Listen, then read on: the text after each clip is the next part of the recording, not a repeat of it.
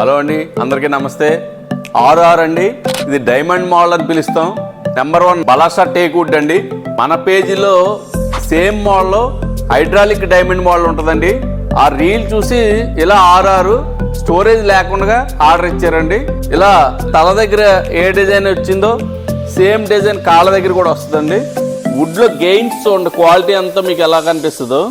మంచం తయారు చేయడం ఒక ఎత్తు అయితే ఫినిషింగ్ తీసుకురావడం ఒక ఎత్తు అండి.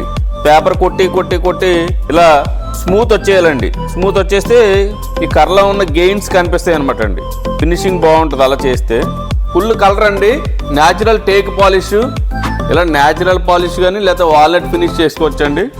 మంచం వెనకాల సైడ్ కూడా చూడండి ఒకసారి.